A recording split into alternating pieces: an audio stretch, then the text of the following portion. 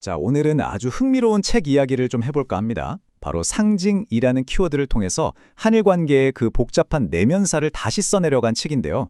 우리가 몰랐던 혹은 무심코 지나쳤던 상징 속에 어떤 이야기들이 숨어 있는지 같이 한번 파헤쳐 보겠습니다. 이야기를 시작하기 전에 제가 아주 흥미로운 질문 하나 던져볼게요. 일본에 있는 한 기독교 학교 이야기인데 십자가 위에 초승달이 있다?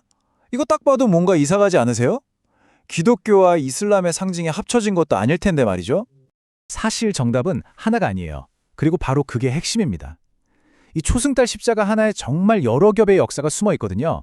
우선 기독교적으로는 작은 시작에서 완전한 성취라는 좋은 의미가 있고요. 근데 또 이게 일본 신사 등불에서 흔히 보이는 모양이기도 해요. 심지어 일제강점기에는 태양으로 상징되는 천황 아래에 있는 백성, 즉 신민을 뜻하기도 했다는 겁니다. 그러니까 기독교, 신토, 제국주의 이 세 가지가 이 작은 상징 안에서 충돌하고 있는 거죠. 정말 복잡하죠? 자, 이런 복잡한 이야기를 이해하려면 이 책이 세상을 바라보는 틀, 그 렌즈를 먼저 알아야 합니다. 그건 바로 인간을 상징적인 존재로 보는 관점이에요. 호모 심볼리쿠스 들어보셨나요? 철학자 에른스트 카시러가 한 말인데요. 쉽게 말해서 인간은 그냥 현실 세계에 사는 게 아니라 자기가 만든 상징의 세계 속에서 살아간다는 거예요. 우리가 상징을 그냥 도구처럼 쓰는 게 아니라 상징을 통해 생각하고 세상을 이해하고 살아간다는 거죠. 어떻게 보면 우리가 발딛고 있는 이 현실 자체가 거대한 상징의 집합체인 셈입니다. 종교사학자 미르치아 엘리아데가 이런 말을 했어요. 어떤 상징에 근본적인 의미가 딱 하나만 있다고 고집하면 그 상징의 진짜 메시지를 놓치게 된다. 이게 정말 핵심을 찌르는 말이에요. 똑같은 상징을 보고도 누군가는 희망을 보고 누군가는 절망을 볼 수 있다는 거죠. 이게 서로를 이해하는 다리가 되기도 하지만 반대로 엄청난 갈등의 불씨가 되기도 합니다. 그렇다면 바로 이 상징을 둘러싼 갈등이 한복과 일본 사이에서는 과연 어떻게 벌어졌을까요? 이 책에서는 이걸 심볼 전쟁이라고 부르는데요. 자, 그 전쟁의 한복판으로 한번 들어가 보시죠. 자, 십자가. 기독교의 상징이죠.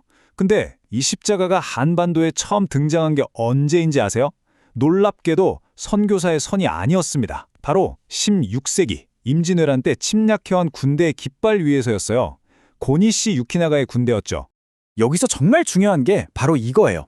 같은 십자가를 두고 완전히 다른 두 개의 꿈이 있었다는 겁니다. 예수의 선교사들에게 이 십자가는 일본을 거쳐 중국까지 복음을 전파하겠다는 그런 원대한 꿈의 상징이었죠. 하지만 당시 일본을 통일한 도요토미 히데요시에게는 어땠을까요? 그에게 십자가는 포르투갈로부터 총과 화약을 얻기 위한, 즉 침략 전쟁을 위한 수단에 불과했어요. 한쪽엔 신앙, 다른 한쪽엔 정복, 하나의 상징에 담긴 너무나도 다른 두 개의 욕망인 거죠. 까마귀 이야기도 정말 흥미롭습니다. 왼쪽에 보이는 게 바로 고구려의 상징, 삼조고예요. 태양 안에 사는 세 발 달린 까마귀, 강력한 힘의 상징이었죠. 그런데 이 삼조고가 일본으로 건너가서 야타가라스가 됩니다. 일본 신화를 보면 초대 천황을 길안내한 신성한 까마귀로 등장하거든요. 결국 일본 황실의 권위와 직결되는 상징으로 탈바꿈한 거죠. 이건 그냥 문화가 전파된 수준이 아니라 한 나라의 핵심 상징이 다른 나라의 건국 신화 속으로 편입되고 변용되는 과정을 보여주는 아주 극적인 사례라고 할 수 있습니다.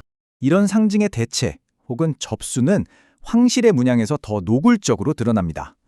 대한제국을 선포하면서 고종 황제가 사용했던 황실의 상징, 바로 오얏꽃, 이화인데요. 이 이화가 결국 일본 천황을 상징하는 국화 문양으로 체계적으로 대체되기 시작합니다. 결정적인 장면이죠. 1910년 나라를 빼앗긴 후에 조선의 귀족들이 사진을 찍는데 그 배경에 거대한 국화 문양이 떡하니 박혀 있습니다. 이건 그냥 배경이 아니에요.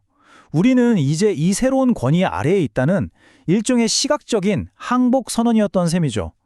대한제국의 주권을 상징했던 오얏꽃은 그렇게 제국의 운명과 함께 사라져버렸습니다. 이런 상징 전쟁은 그냥 생각 속에서만 일어난 게 아니에요. 정말 무서운 건 이게 우리 땅 위에 지워지지 않는 흔적, 마치 화인처럼 새겨졌다는 겁니다. 대표적인 게 바로 우길 도시 계획입니다. 처음엔 진해, 일본이 해군 기지를 만들면서 아예 도시 전체를 우길기 모양으로 설계했어요. 중앙에서 8개의 도로가 쫙 뻗어나가게 말이죠. 그리고 서울에서도 이거 시도했는데 다행히 기존 건물들 때문에 실패했고요. 그런데 정말 가슴 아픈 건 부선의 사례입니다. 해방이 되고 수십 년이 지났는데 과거 일본 신사가 있던 자리에 공원을 만들었거든요. 근데 나중에 알고 보니 우리 손으로 우리도 모르는 사이에 그 공원을 우길기 패턴으로 만들었다는 거예요. 이게 바로 상징이 가진 무서운 힘입니다. 의식하지 못하는 사이에도 우리에게 영향을 미치는 거죠. 지금도 우리가 조금만 눈여겨보면 이런 흔적들을 찾을 수 있어요. 예를 들어 서울역 돔천장을 한번 보세요. 도쿄역을 본떠 만든 건데 그 패턴이 국화 문양과 아주 비슷합니다. 성공의 성당 같은 곳에서도 영일동맹의 영향으로 국화 문양이 발견되기도 하고요. 또 옛날 충남도청 건물에는 일본 정부의 공식 문장이었던 오독립 문양이 남아있죠. 마치 역사의 상처가 아물지 않고 흉터처럼 남아있는 것과 같아요. 자, 이렇게 치열했던 상징 전쟁. 그렇다면 이 전쟁을 끝낼 방법은 없을까요? 책은 마지막으로 아주 중요한 질문을 던집니다. 갈등의 상징을 희망의 상징으로 바꿀 수는 없을까? 상처를 주는 대신 치유의 도구로 쓸 수는 없을까? 저자는 이걸 심볼 평화라고 부르는데요. 과연 그게 가능할까요? 한번 그 길을 따라가 보죠. 그리고 놀랍게도 그 씨앗은 이미 뿌려지고 있었습니다. 갈등의 상징이 아니라 화해의 상징을 만들려는 노력들이죠. 예를 들어 한국의 나라인 무궁화를 화해의 마음을 담아 일본 전역에 심는 사람들이 생겨났어요. 요코하마의 한 유치원에서는 아예 일본의 벚꽃과 한국의 무궁화를 나란히 심어서 함께 피어나게 했고요. 또 우키시마마루 침몰 사건처럼 아픈 역사를 추모하는 공간에는 일본 시민과 남북한 동포들이 함께 무궁화를 심으면서 평화를 기원하기도 합니다. 상징으로 상처받았지만 다시 새로운 상징을 통해 함께 기억하고 치유하려는 움직임인 거죠. 이런 노력은 그냥 꽃을 심는 데서 그치지 않아요. 우리에게 익숙한 윤동주 시인, 그리고 일본의 노벨상 작가인 오에 겐자부로 같은 분들이 있었죠. 이분들은 용기 있게 자기 나라의 일방적인 이야기에 맞서서 서로를 이해하기 위한 다리를 놓으려고 평생을 바쳤습니다. 그래서 결국 이 책이 우리에게 말하는 건 뭘까요? 바로 이겁니다. 진짜 평화로 가는 길은 내 상징이 옳고 내 상징이 최고야 라고 주장하는 게 아니라는 거예요. 그 대신 상대방의 상징에는 어떤 아픔이 있고 어떤 역사가 있고 어떤 의미가 담겨 있는지를 존중하고 이해하려고 노력하는 것, 거기서부터 모든 게 시작된다는 거죠. 오늘 이 이야기를 통해 상징이라는 게 그냥 예쁜 그림이나 장식이 아니라는 걸 느끼셨을 겁니다. 상징 하나하나가 사실은 권력과 기억, 그리고 정체성이 담긴 거대한 기록 보관서인 셈이죠.